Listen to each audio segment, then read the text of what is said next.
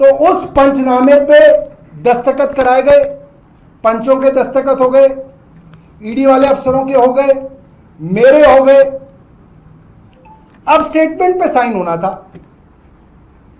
ED के assistant director Mayank Arora ने, अगर मैं झूठ बोलूं तो इस चीज के लिए मुझे जेल हो जाए, इस चीज के लिए जेल हो जाए अगर मैं आज झूठ बोल रहा हूं। यहां पे मैं अपने आप को बाउंड कर रहा हूं इस चीज के लिए। ईडी के असिस्टेंट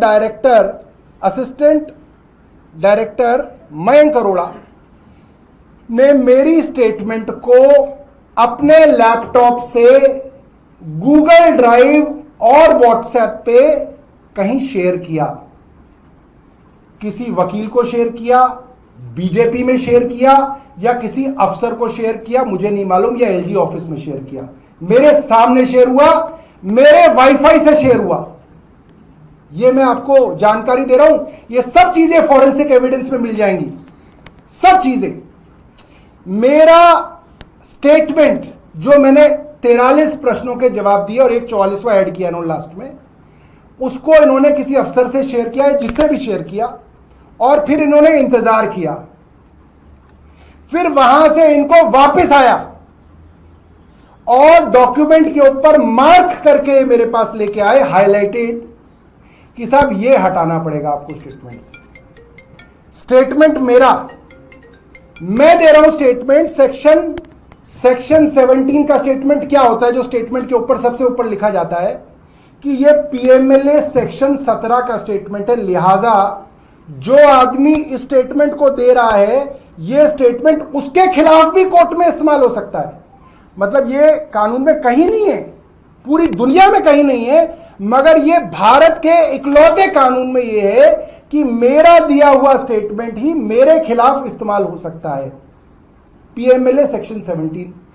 और ये स्टेटमेंट ऑन ओथ है, और अगर मैं इस स्टेटमेंट में झूठ बोलूंगा तो मुझे ही जेल भेज दिया जाएगा, क्योंकि मैंने झूठ बोला। तो मैं ओथ पे दे रहा हूं। मैंने कहा असिस्टेंट डायरेक्टर साहब, ये स्टेटमेंट मेरा है, मैं ओथ पे दे रहा हूं सेक्शन 17 में, मैं जो चाहूंगा वो दूंगा ना, आप कोई ना इसमें से काट दोगे, आप कैसे हटा दोगे इसके अंदर से स्टेटमेंट। कह रहे सर समझो, हमारे को भी तो प्रोफेशनल दिखना है। मैंने कहा क्या मतलब हुआ। कह रहे सर ऐसे कोई ना जो आप कहोगे मैं लिख सकता हूं। मैंने कहा फिर क्या लिखोगे आप। कह रहे नहीं सर, जो मुझे ठीक लगेगा मैं वो लिखूंगा। मैंने कहा वाह भाई वाह, हम घास खाते हैं। मतलब मेरा स्टेटमेंट भी ईडी का असिस्टेंट डायरेक्टर तय करेगा, किसी तीसरे आदमी को भेज के, कि सौरभ भारद्वाज अनोत क्या कह रहा है। मैंने बहुत प्यार से बात की, मेरी पत्नी सामने बैठी थी, सर सर कह के। मैंने कहा सर ऐसे कोई ना होता है, ये स्टेटमेंट मेरा है। नहीं, मेरे प्रोफेशनलिज्म के ऊपर बात आ जाएगी सर, ऐसे कोई ना होता है, मेरे को सीनियर्स को भी तो जवाब देना है। मैंने कहा ये आप इस पर लिख दो कि आपने मुझे 3 बार वार्निंग दी कि ये हिस्सा हटा लो अपने जवाब में से, और मैंने आपकी वार्निंग नहीं मानी, और मैं इस चीज पे अड़ा रहा कि ये हिस्सा जाएगा, मेरी स्टेटमेंट है, और मैं उस पर साइन कर दूंगा। भाई इसमें आप भी बच जाओगे, आपके अफसर आपके पीछे नहीं पड़ेंगे।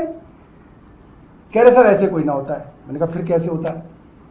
कह रहे सर अच्छा एक काम करता हूं, मैं आता हूं। फिर अफसरों से उन्होंने ये जो 8 बजे से जो 2 बजे तक हुआ है, जो बाहर खबर आ गई थी कि सब हो गया है, अब आने वाले हैं, और आते आते जो बारात रुक गई, जो ससुराल ही नहीं पहुंची,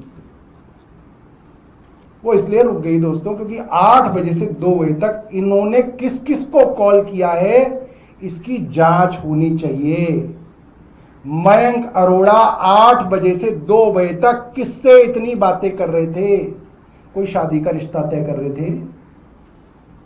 क्यों इतनी बातचीत की जा रही थी? क्योंकि मेरे स्टेटमेंट को मैनिपुलेट करने के लिए मेरे ऊपर और मेरे परिवार के ऊपर लगातार प्रेशर बनाया गया। मेरे फैमिली को यह अंदेशा दिया गया कि अब रात भर रुकेंगे और लेके जाएंगे। मैंने भी पत्नी को कहा भाई ये मेरे वकील के नंबर है, इनसे बात कर लेना सुबह।